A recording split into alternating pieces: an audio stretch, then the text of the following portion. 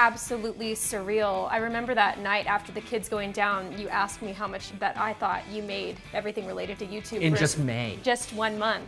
And for him to say that it was crossing 7 figures was just mind-blowing. I didn't even know what to think. It was crazy.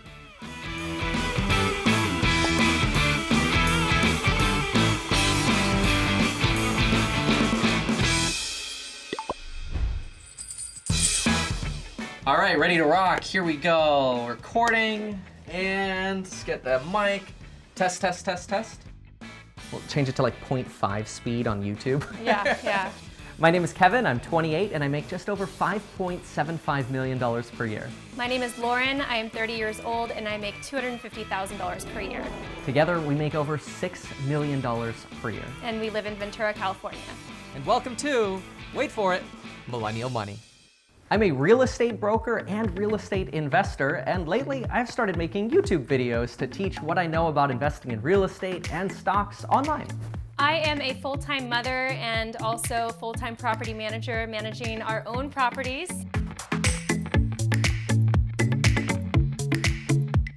A typical day for me starts at about 5 a.m. Then I go down to my garage office set where I have a walking treadmill, and I'll catch up on whatever projects we need to work on for our real estate investments, and I'll plan out the days of videos.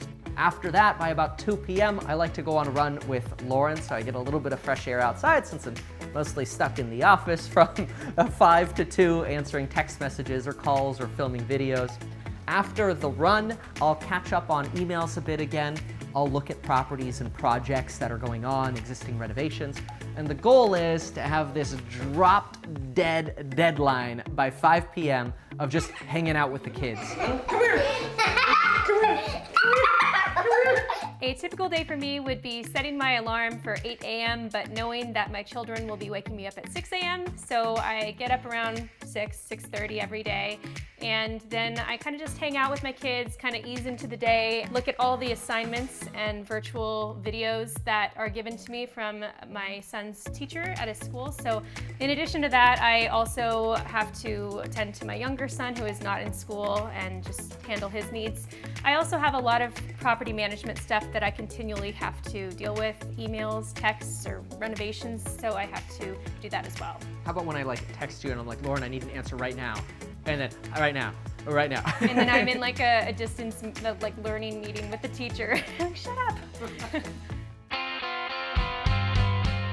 So when I was 18 months old, I moved from Germany with my family to Florida. And in Florida, my parents knew nothing about American culture, society, how to get ahead. They barely knew how to speak English. And what's crazy about that is I came from this household that ended up divorcing when I was 6 years old, constantly having no money. There was a point when I was 7 years old where I went through the Washington Mutual Bank drive-thru, and my father withdraws with his debit card $20 from the ATM.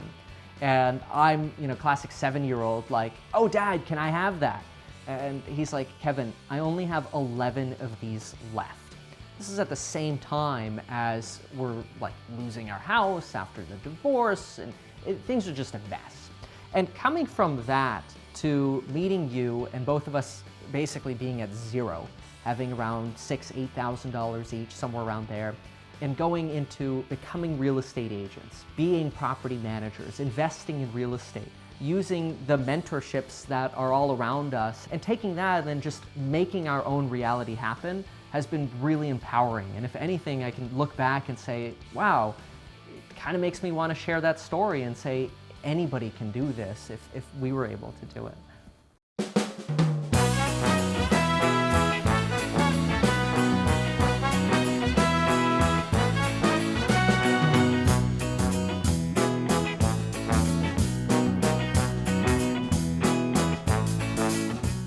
The way I got started in real estate was actually back when I was a law enforcement explorer and spent 3,000 hours on the road with law enforcement. I heard that an officer was dealing with, law enforcement during the day, but then on the weekends was helping people move into their first homes. This got me really, really excited about, wow, okay, there are tons of career paths.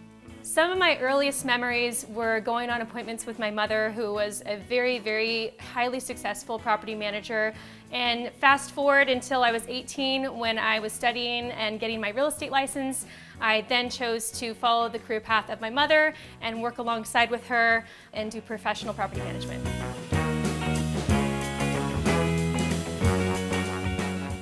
We ended up finding a trashed fixer-upper. And this place was a foreclosure. We had, barely, $8,000 each to our name to fix this place up somehow. And there was no kitchen.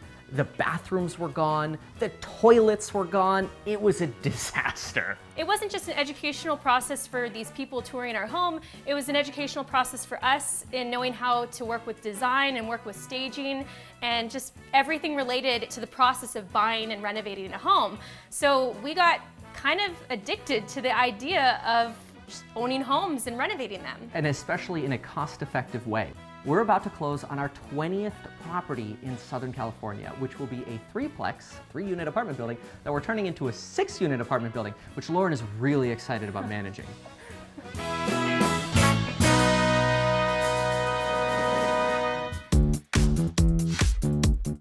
Regarding our finances, I deal with most of the bills. We do keep a spend tracker between us, so anytime one of us goes to a store and spends money on something, we just use like an Apple numbers spreadsheet that links between us. We established something years ago where we mutually thought, okay, what would be a realistic budget for our own personal needs, whether that be clothes or shoes that isn't business related. If I wanted to buy a necklace or a handbag, that would fall into that personal budget. So back then we said $200 per month that we would have that. I think we've upped it $50.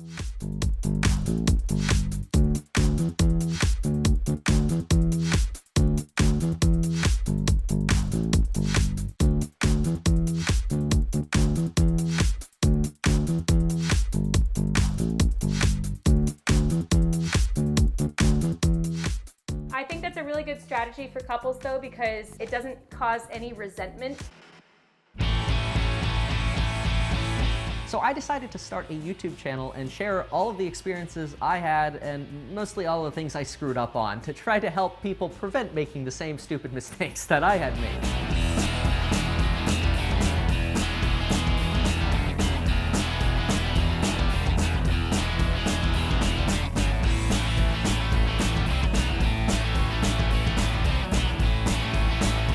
The transition of Kevin going from full-time real estate to doing YouTube alongside real estate to then just transitioning to YouTube was actually a very tough time for me and the kids. I just had my second son right when he started making YouTube videos and just started getting monetized at that same time.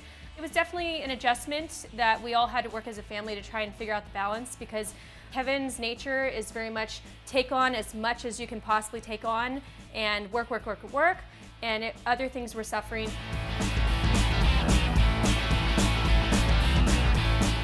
The most I've ever made in a single month in real estate, that would be real estate commissions and investing in real estate, would be around $150,000 in just 1 month, which is absolutely amazing.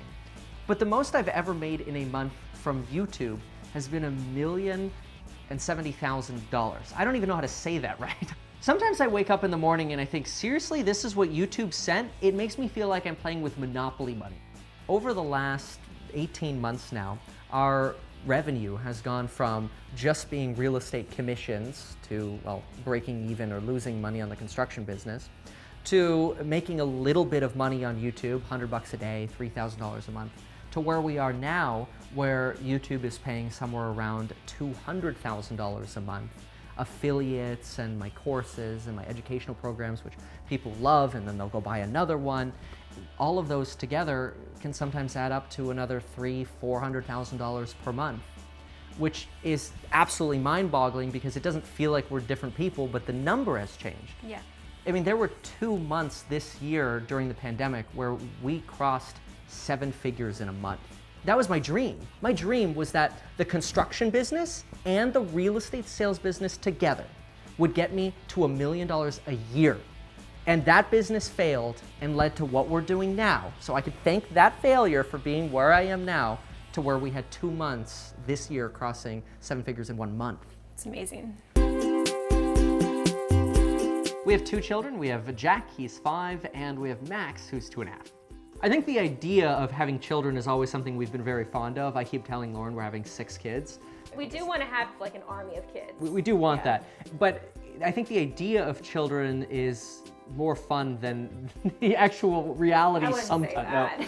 But I mean, it's true, because when you have the idea of having kids, you don't think about all of the things that go with it. I actually got frustrated hearing people's criticism and comments before I had a kid, or even when I was pregnant with my first kid. Like, oh, it's going to be way harder than you think. And I'm like, yeah, I read up on it, so I know it's not gonna be that hard. Like, what do you take me for? And oh my gosh, like I can't express enough to any potential parent that you just can't even prep for it. There's no way you can actually prep for it. Being so tired that you feel like you're going to like fall asleep while you're breastfeeding your baby, and then, you know, the constant attention, it's just unbelievable. Now, would I change it? Of course not. I love it so much. Once we incorporated kids, we definitely spend more money on them than we even do ourselves. I'm not one to spend a bunch of money on clothes or accessories for myself, but if my kid wants something that I think is educational and it costs, you know, $150, like, yes, I want that for you. It's the best for you. I don't always follow all the rules that I'm supposed to, and sometimes that's not so good. There were a couple instances that came up, one particularly where there was a real estate syndicator named Grant Cardone who said, hey, screw buying single-family houses, those are small deals, you'll never make money with those. Having a real estate background, I had my own opinions, which substantially differed, because here I was helping people and my own clients and watching them grow their wealth starting with nothing. And that's what we did. So it felt to me like a total slam against what I stood for. And so I decided to do what any normal person would do and just make YouTube videos making fun of the guy and delivering flowers to his office to make a point that what he was doing was not what I agreed with.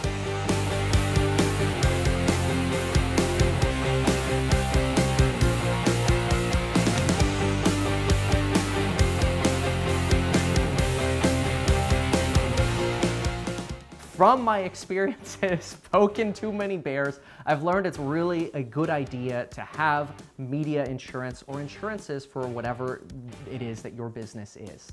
That helps no matter what you're doing, from general liability to professional insurances.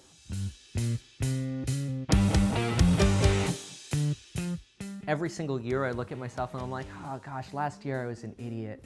This year will be better.